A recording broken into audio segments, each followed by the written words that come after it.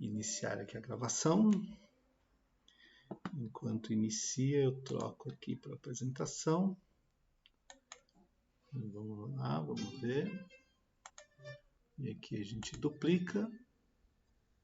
Muito bem, hoje começamos um tema novo, hein? Novo, inédito da nossa igreja, onde a gente vai falar sobre machismo, misoginia e outros males. Um tema bastante polêmico por vários fatores, né, que a gente precisa entender, mas extremamente necessário para uma discussão e uma reflexão dentro da igreja. Antes da gente seguir, eu trouxe aqui alguns conceitos, mais para a gente poder avaliar exatamente do que nós estamos falando, né? Então, são dois conceitos que eu trouxe do próprio dicionário da língua portuguesa para a gente não fugir muito da temática. Mas o machismo, toda forma de violência, toda forma de agressão, todo comportamento que tenta privar a mulher de direitos e prerrogativas que ela tem como indivíduo, como pessoa, é considerado machismo. Tá? E a misoginia, né, o ato de ser misógino, está associado com o ódio e com a aversão às mulheres de uma forma geral. Aqui no Brasil, a gente sabe que o nosso país é um país machista. Durante muitos anos a gente viu em todos os lugares como que a mulher é tratada, né? Tanto nas artes, na mídia, no trabalho de uma forma geral. Então é um país que vive desse mal e que a gente sabe que isso também acontece na igreja cristã. E na prática não poderia, não deveria. Tá? Então, acho que o principal objetivo nosso é trazer uma discussão, uma reflexão sobre essa questão, porque nós somos o corpo de Cristo, nós somos a igreja. E a gente não deveria viver nas mesmas bases, nos mesmos preceitos que vivem o mundo, porque o mundo jaz no maligno. Certo, Val? Então, como o mundo jaz no maligno, a gente não pode se sujeitar à mesma percepção de realidade que o mundo tem. Tá? Nós somos a igreja, então o corpo de Cristo tem que ser diferente. Então, esses males que a gente vê, não só no Brasil, né, mas no mundo como um todo, eles são reais, eles são dignos de discussão, porque são problemáticos, mas a igreja não poderia viver alienada a isso. Então a gente tem que trazer essa discussão e a gente também não pode viver na mesma sintonia, né? Praticando exatamente o machismo, a misoginia e outros males contra a mulher, porque nós somos a igreja de Cristo e Deus é Deus de todos. Esse vai ser o tema. A gente não vai terminar esse ano, porque acaba... A gente tem acho que mais uma, não sei se só mais uma, né, pastor? Talvez. Depois a gente vê direitinho. Aí a gente entra de férias, mas aí no próximo ano, se Jesus não voltar, damos sequência nesse assunto, tá bom? Primeiro, pessoal, vamos com uma mente bem desarmada, bem aberta para reflexão. Nós estamos numa igreja que prega a palavra e que tem todo o zelo de trazer aquilo que é a verdade do Senhor. Então, a discussão é uma discussão aberta, uma reflexão para todos aqui. Mas antes da gente iniciar, é importante a gente lembrar, esse slide a gente já viu, tá? Já é conhecido, porque no final das contas nós somos de alguma maneira impactados pela forma como a gente olha a realidade. Tá? Todos nós, sem exceção, a gente olha a realidade E pela perspectiva cristã, a gente olha a realidade tanto natural quanto espiritual por uma lente. Pensa numa lente onde você olha e ao olhar você observa e tira suas conclusões e constrói esse seu ponto de vista com relação a fatos, né? E essa forma de olhar o mundo, ela totalmente se conecta com aquilo que a gente chama de fatores externos e fatores internos. Então, se a gente pensar, por mais que nós somos cristãos, nós estamos inseridos num contexto social, contexto familiar. Isso são fatores que influenciam o nosso ponto de vista, porque permeiam a maneira como a gente relaciona com pessoas, né?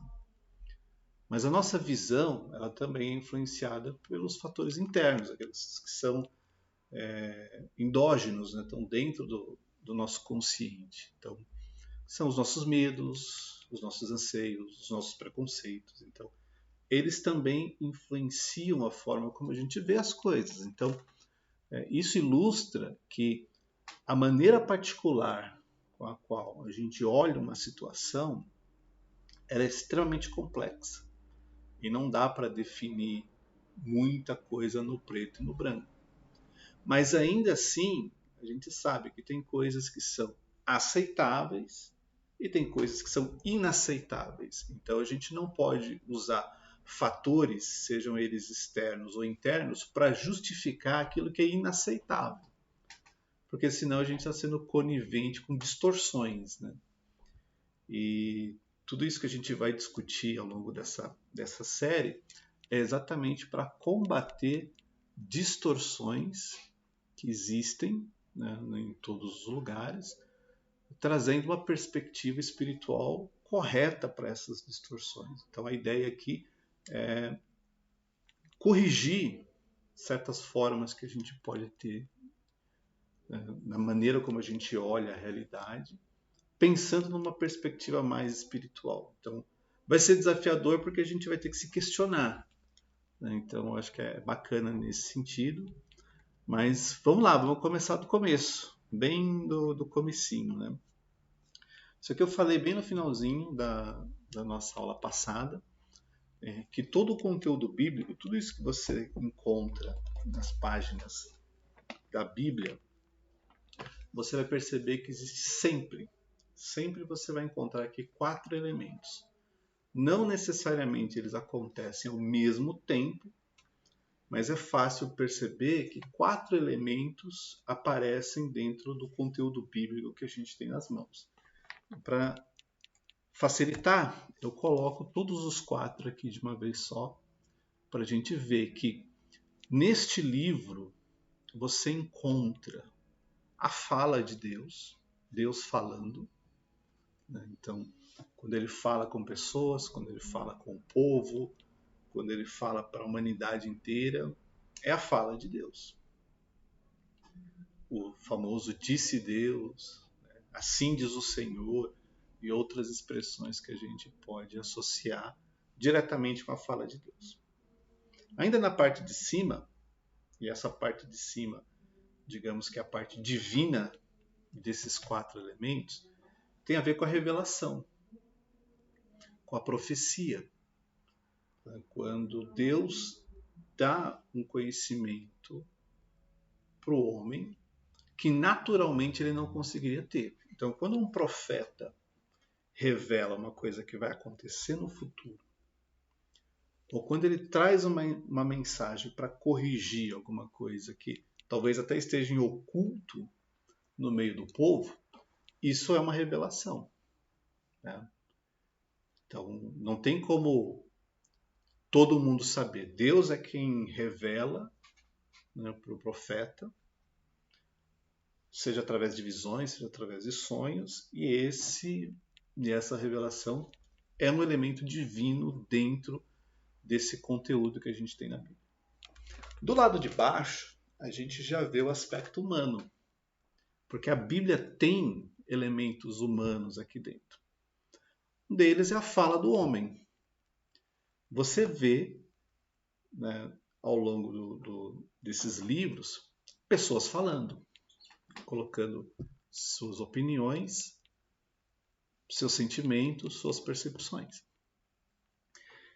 E conectado a isso, a gente tem eventos e fatos. Então, o Mar Vermelho se abrir é um evento, um fato. Né? O maná caindo do céu, as muralhas de Jericó sendo derrubadas, o povo indo para o cativeiro. Então, são eventos e fatos que a gente percebe nas Escrituras. Então, todos os livros têm pelo menos um desses elementos. Talvez, só para a gente pegar como exemplo, talvez o livro de Esther, você encontre muito mais nesse livro a fala do homem, os eventos e fatos, e menos a fala de Deus e a revelação. Mas não quer dizer que Deus ficou ausente dessa história. Talvez o que aconteceu é que ele não ficou tão evidente. Mas ainda assim é um livro que está lá nas Escrituras, onde a gente vê que de alguma forma ou de outra, esses 4 elementos estão presentes. Só para ilustrar um pouquinho, né, esses 4 elementos, eu peguei aqui, né, um trechinho para a gente poder ver um exemplo prático aí do que é a fala de Deus, o que é a fala do homem, a revelação e os eventos. Então, fala de Deus, início da criação, Deus chega e diz, haja luz. Pô, Deus quem falou. Né? A revelação aqui, já em Deuteronômio capítulo 30, já é Moisés falando para o povo de Israel. O Senhor, seu Deus, introduzirá vocês na terra que seus pais possuíram. Então o povo estava caminhando no deserto, chegando em Canaã. E aí Moisés traz essa palavra para o povo, dizendo, olha, Deus vai colocar vocês nessa terra, vocês vão tomar posse, Ele fará bem a vocês, multiplicará mais do que aos seus pais. Então, nesse contexto, era uma revelação. Porque até então, o povo não tinha entrado na terra. Mas Moisés já estava mostrando para o povo aquilo que Deus tinha preparado para Israel, desde que, obviamente, eles andassem de acordo com o Senhor. Então, essa foi uma revelação. É um exemplo só. Se a gente pensar na fala do homem, aqui a gente tem um exemplo de Jó. No capítulo 3, os 3 primeiros versículos, né, depois que Jó perdeu tudo, né, família desestruturada, saúde abalada, passou a falar e amaldiçoou o dia do seu nascimento. Jó disse, fala do homem, pereço o dia em que nasci e a noite em que se disse foi concebido um homem. Jó amaldiçoando o seu nascimento. E como eventos, a gente vê um exemplo aqui em 2 Samuel com Davi. Pela manhã, Davi escreveu uma carta a Joabe, mandou por Urias. Na carta, escreveu o seguinte: põe Urias na linha de frente, onde o combate for mais intenso, depois deixe-no sozinho para que seja ferido e morra. Isso é um evento. Tá? Davi escreveu uma carta, mandou isso para o seu comandante. O comandante abriu, imagina, né, Joabe lendo aquela carta, vendo Urias, não entendendo direito o que tinha acontecido, mas era uma ordem. Urias, vai lá para frente, fica lá, depois manda todo mundo recuar e deixa ele morrer sozinho. Isso é um evento. Tá? São só exemplos, a gente poderia encontrar muitos outros exemplos que ilustram a fala de Deus, a revelação, que ilustram a fala do homem, e eventos e fatos. E a gente está entrando nesse contexto porque os problemas que a gente tem e que justificam distorções que são, infelizmente, disseminadas dentro do corpo de Cristo, é porque a gente, às vezes, olha para esses elementos e faz uma salada. Então, ele pega a fala do homem e ensina como se fosse a fala de Deus, pega um evento humano e quer usar aquilo como justificativa para apoiar suas deformações e por aí vai. Então, quando a gente tem essa confusão toda, quando a gente não consegue discernir esses elementos, é aí que surgem os poucos absurdos que a gente vê nas igrejas por aí afora. Né? A gente sabe, né? Ninguém aqui é ingênuo de achar que é tudo lindo, porque a igreja é formada por pessoas. E como a gente viu, pessoas são pessoas. Isso acontece, por exemplo, quando eu de repente pego aquele exemplo de Jó que eu mostrei para vocês e começo a usar aquele exemplo para ficar amaldiçoando, murmurando da minha vida. Ah, porque aconteceu com Jó, né? Então se Jó falou mal, eu vou falar mal e tá tudo certo. Ou eu pego o exemplo de Davi, que agiu de uma maneira muito traiçoeira, né? Porque ele já tinha pecado adulterando com a mulher de Urias. Aí, para piorar a situação, ele ainda manda, né, o Urias para a morte. Então, é como eu pegar esse exemplo para querer justificar, né, esse comportamento traiçoeiro, violento, agressivo, porque se Davi fez, qual o problema? Né? Ou então pegar, por exemplo, Abraão, que quando se sentiu ameaçado, mentiu dizendo que Sara não era esposa dele, mas era irmã, porque teve medo dos egípcios quererem matar e achar que era melhor mentir e ficar vivo do que falar a verdade e morrer. Então, essas coisas elas estão presentes na Bíblia. Se a gente não tem o cuidado de identificar o que é a fala de Deus, e a fala de Deus ela é absoluta, não tem por que questionar. Dessa parte humana que está relacionada com o que os homens falaram ou fizeram, se a gente não tiver uma clareza sobre essas diferenças, a gente comete certos equívocos. Tá? Então, é muito importante, quando você estiver lendo as Escrituras, buscar esta compreensão, para a gente poder discernir. Bem, quem está falando? Está falando por uma revelação? É uma coisa. Então, é uma revelação da parte de Deus. É Deus quem falou. Ou essa pessoa que está falando, né? E eu vou pegar um exemplo aqui para a gente poder. Né? Agora, essa pessoa que está falando, ela está falando numa revelação. Deixa eu ver onde que está aqui. Está aqui, uma revelação. Ou é a fala do homem e eu estou distorcendo essa fala para combinar com o meu ponto de vista e dizer que foi Deus que falou. Então, esse é um cuidado que a gente tem que ter sempre que nós estamos lendo as Escrituras, porque vai ter tudo de lá. Vai ter a fala do homem e ela é do homem. Ela, não é porque você vê um texto nas Escrituras que aquilo necessariamente é um mandamento da parte de Deus, porque tem coisas que não. Tem coisas que são os homens falando. Tudo bem até aqui, pessoal? Dando seguimento, é assustador, mas a gente tem que dizer que além dessa questão de você pegar um texto e discernir o que tem lá dentro, se é a fala de Deus, a fala do homem, a revelação ou um evento, a gente ainda tem um outro fator, que é a tradução.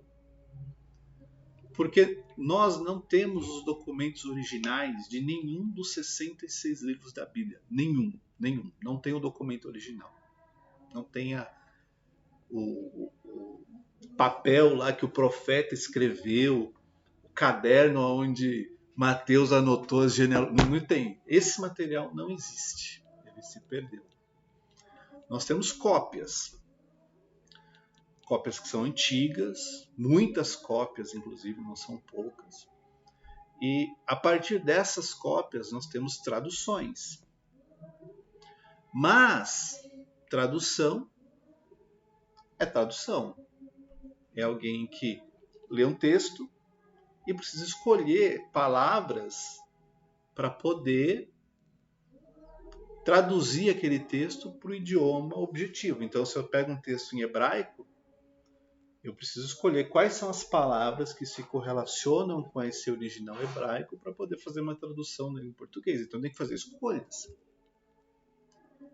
É claro que isso não é feito de qualquer maneira, mas são especialistas nos idiomas, nas línguas originais, são tradutores experientes, tem muita gente séria que trabalha nessas traduções, mas elas não deixam de ser traduções, elas têm problemas. E eu acho importante que vocês saibam isso. As traduções, elas têm alguns problemas. Não quer dizer que elas têm erros, não é isso que eu estou querendo dizer. Elas têm problemas. Porque o tradutor, ele precisa escolher a melhor palavra para tentar representar aquela ideia. Mas ele, como ser humano, ele pode escolher uma palavra que não necessariamente seria a palavra mais apropriada. Para minimizar esse problema, a gente tem duas soluções. A primeira e a mais importante, o Espírito Santo. Porque você vai ler e o Espírito Santo vai te ensinar, vai te dar entendimento, vai te dar compreensão. Então isso, ufa, graças a Deus por isso. Associado ao papel do Espírito Santo, nós temos a obra do Espírito Santo dando dons para os homens ajudarem na edificação da igreja. E aqui nós estamos falando de quem?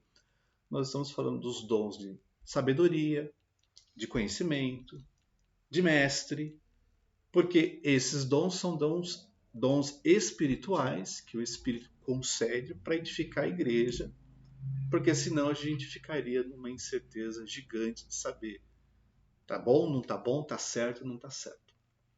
E para servir de ilustração para esse problema, eu trouxe para vocês 7 exemplos de traduções que a gente tem na língua portuguesa, do mesmo versículo, só para a gente poder acompanhar essas pequenas diferenças, né, esses pequenos problemas de tradução que a gente tem.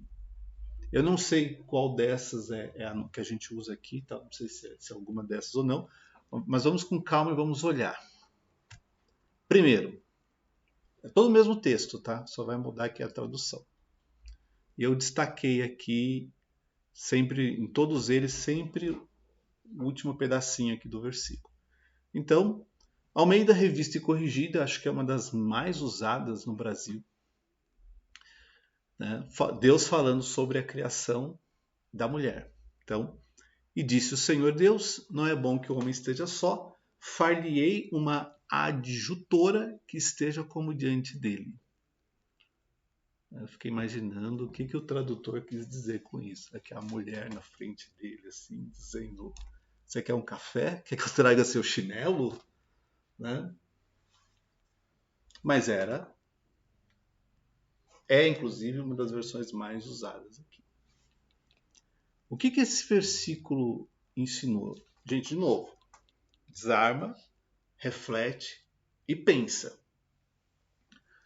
Aqui, nitidamente, dá a sensação de que a mulher foi criada para o homem. Porque se está diante dele, é como se estivesse à disposição dele. Porque está diante. Por mais que seja uma adjutora, e aqui o sentido é de apoio, mas está diante dele, está ali para acompanhá-lo, para fazer companhia. Continuando, Bíblia Viva, na tradução em português. Depois disse o Senhor Deus, não é bom que o homem fique sozinho, vou fazer para ele uma companheira, uma auxiliadora que lhe corresponda. Então, que seja correspondente para ele. Então, aqui mudou um pouco o sentido. Certo, Sinara? Aqui já não é mais uma que esteja diante dele, mas que seja correspondente para ele. Aqui começa o problema. Porque alguém pode chegar e dizer assim, eu casei com essa mulher, mas ela já não me corresponde mais. Porque não era para corresponder? Corresponder, né, exige o quê? Né? Mesmo objetivo, o mesmo propósito, o mesmo interesse. Parou de ter as mesmas coisas, já não está correspondendo mais. Já não me dá mais atenção, já não faz o que eu quero, já fica reclamando, já acha defeito, não está mais correspondendo. Vocês percebem? A gente está refletindo aqui. Tá? E graças a Deus que Deus nos deu inteligência para a gente pensar. Tá? Então, esta é uma tradução machista. Porque está dizendo que a mulher precisa corresponder ao homem. Se fosse para que ambos se correspondessem, assim, opa, legal isso, hein? Correspondência mútua. Mas aqui está dizendo o quê? Que ela precisa corresponder para ele. Vamos continuar? O lhe, no português, é uma via de mão dupla. Sim, mas no caso, como foi feito para ele uma companheira? Que lhe. É. Foi feito para ele. Então é como se, olha, tá vendo? Estou fazendo isso aqui para você. Continuando. Almeida, século XXI.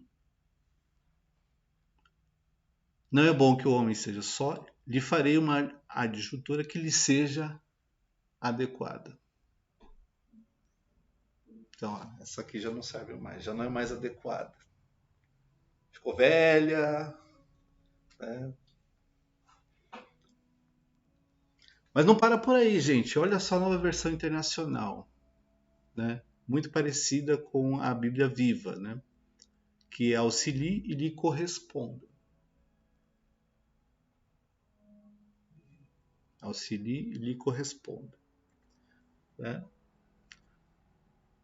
Nova tradução na linguagem de hoje.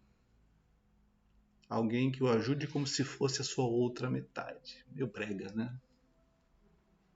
Alguém que o ajude como se fosse a sua outra metade. Tem mais. Não é bom que o homem esteja só, farei alguém que o ajude e o complete. O homem está incompleto. Precisa da mulher para completar. Essas são 6 que a gente viu. Tá? Todas elas sempre têm um componente para a gente pensar. Então, aqui não estamos falando de erro, estamos falando de problema, porque estamos falando de tradução. Tá? E por mais que a gente pode e deve usar o Espírito Santo, pedir para ele nos dar compreensão, a letra é essa aqui que você está lendo. Tudo bem? É. Agora, olha, talvez uma das versões mais caprichadas, no meu ponto de vista, não quer dizer que seja perfeita, porque ela também tem os seus problemas, que é a nova Almeida atualizada, essa que eu trouxe aqui. Não é bom que o homem seja só, farei para ele uma auxiliadora que seja semelhante a ele. Então, aqui está querendo dizer o seguinte, olha, ela não é nem inferior, nem diferente. Semelhante, tem as mesmas características. Todos os sentidos que a gente conseguir imaginar. O fisiológico, tudo bem, tem que ser diferente, porque é uma criação com um objetivo específico para o homem e um objetivo específico para a mulher. Mas agora, esse texto, ele traz para nós uma reflexão de que quando Deus cria a mulher para ser semelhante ao homem. Para Deus, ele está vendo 2 seres que ele criou. Não é o homem aqui, nem a mulher aqui. Não é o homem aqui, nem a mulher lá. 2 seres. Porque para ser semelhante, você tem que ter características, valores que sejam comuns a ambos. Então, esse texto aqui tentou minimizar um pouco mais essa questão de fazer com que a mulher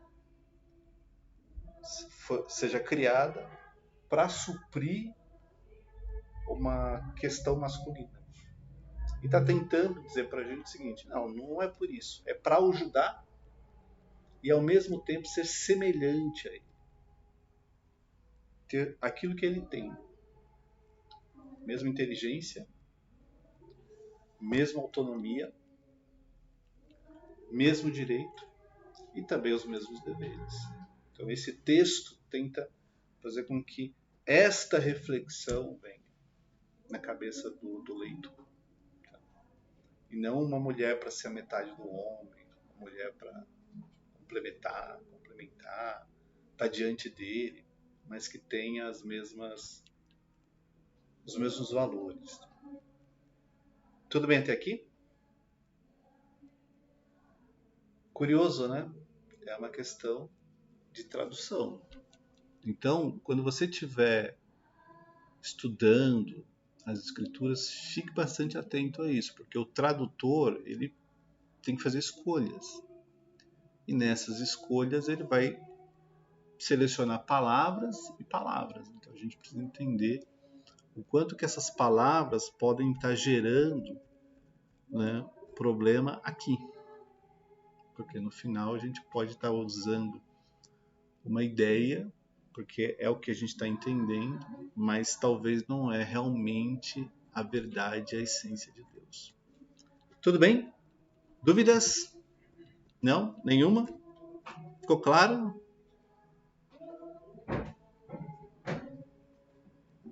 Val? Tranquilo?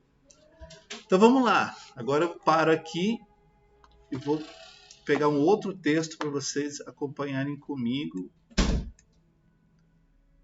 Olha só como que as coisas funcionam. Vou acionar aquele lá que eu comentei com vocês. Está aqui.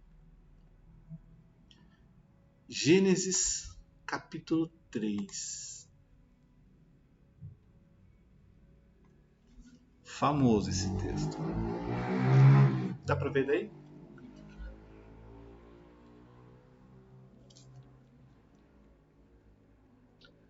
Mas a serpente, mais astuta de que todos os animais selvagens que o Senhor Deus tinha feito, disse à mulher: é verdade que Deus disse: não coma do fruto de nenhuma árvore do jardim? A mulher respondeu: do fruto das árvores do jardim podemos comer, mas do fruto da árvore que está no meio do jardim, Deus disse: vocês não devem comer dele, nem tocar nele, para que não venham a morrer. Então a serpente disse à mulher: é certo que vocês não morrerão, porque Deus sabe que no dia em que dele comerem, os olhos de vocês se abrirão e, como Deus, vocês serão conhecedores do bem e do mal.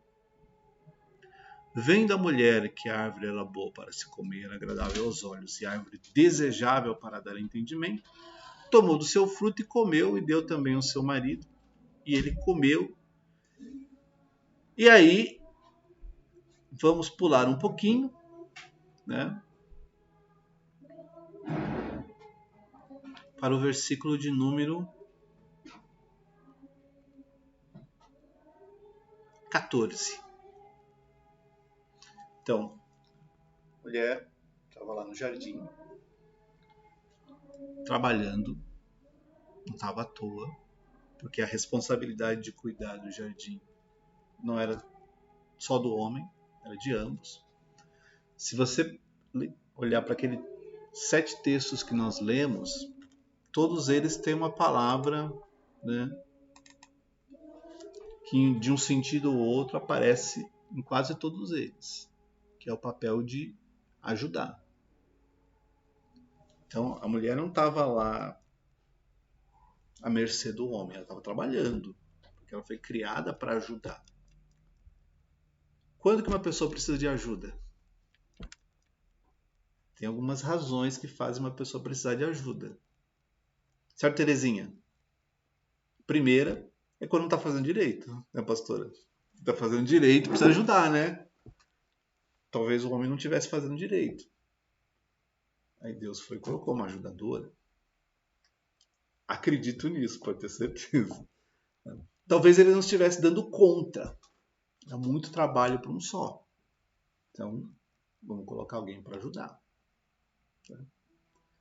Terceiro, quando a pessoa não sabe fazer, precisa de ajuda.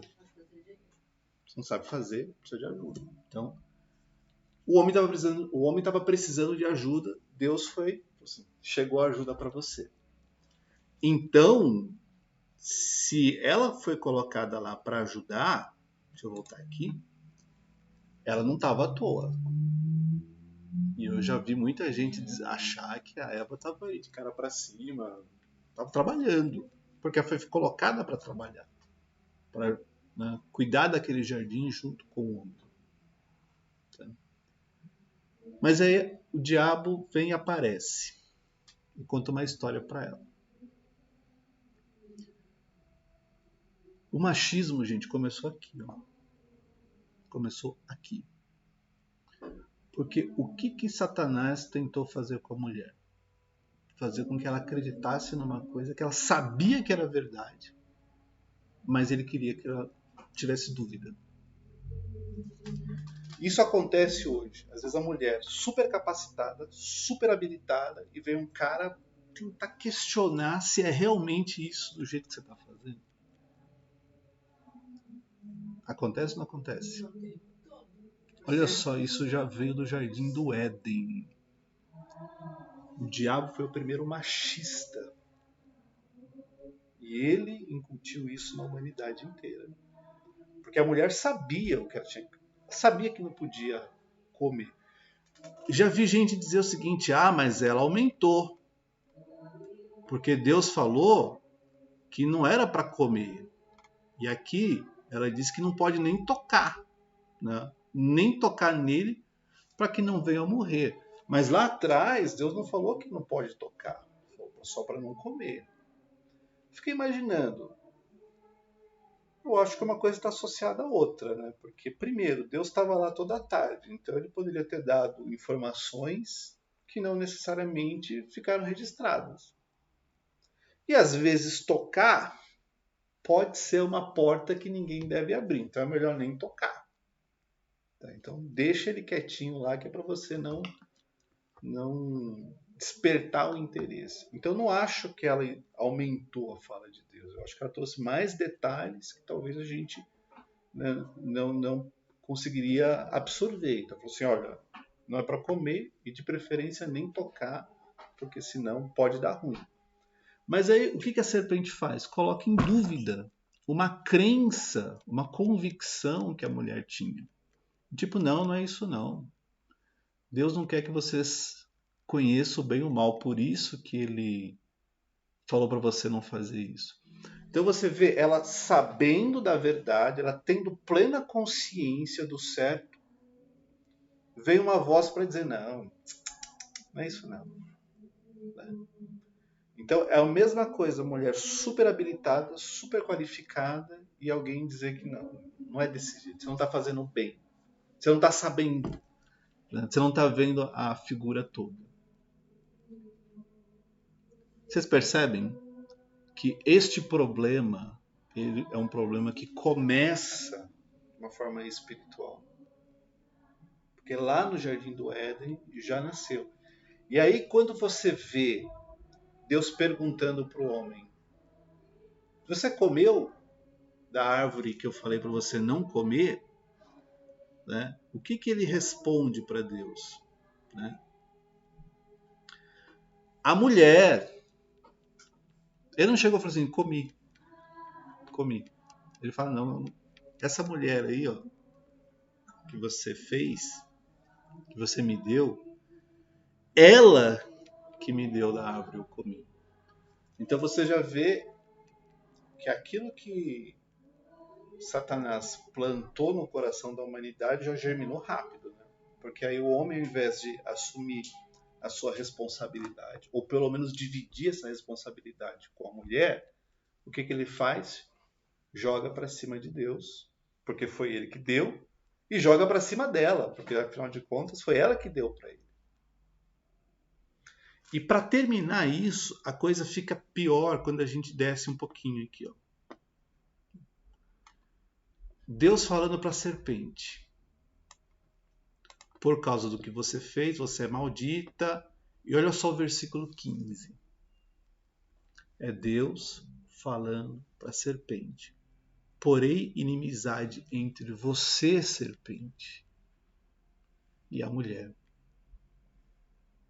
entre a sua descendência e o seu descendente. Você percebe que Satanás é inimigo declarado das mulheres.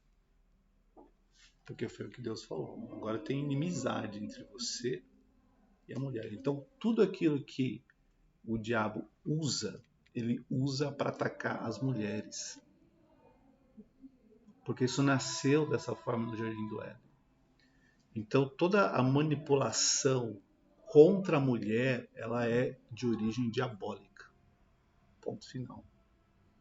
Então, a violência, o machismo, a misoginia e tantos outros males que atacam a mulher são potencializados porque o homem acaba entrando nesse jogo diabólico e leva isso para frente. Então, quando você vê um versículo dizendo que o mundo jaz no maligno, isso também é do maligno. E é isso que a Igreja de Cristo precisa quebrar, de não trazer a mulher para este jugo que foi imposto sobre a sua vida no Jardim do Éden e que se perpetua até hoje, porque até hoje se faz esse jugo. Quando na verdade ela foi criada para ser semelhante, para ter direitos, deveres, responsabilidades no mesmo nível do homem, porque Deus não a fez inferior. Não é uma cidadã de segunda linha. É tão igual e tão capaz quanto o homem. Estava ocupada, né? mas o diabo plantou isso e isso se perpetua até hoje. Então, como homens na igreja, a gente tem que lutar contra isso. Não dá para dizer que isso é só cultural, porque é cultural com certeza, mas não é só cultural. É também espiritual para impedir a mulher de exercer, né, o papel que Deus espera dela, como filha, como imagem e semelhança de Deus. Vocês estão me entendendo? Então, nossa luta não é contra a carne nem contra o sangue, mas é contra essas coisas aqui, que a gente não pode promover, fomentar, incentivar. A gente tem que quebrar isso. Continuamos na próxima semana. Passei 3 minutinhos, mas semana que vem a gente dá seguimento exatamente desse ponto e vamos ver quanto problema a gente não construiu por causa disso. Tá bom? Deixa eu parar a gravação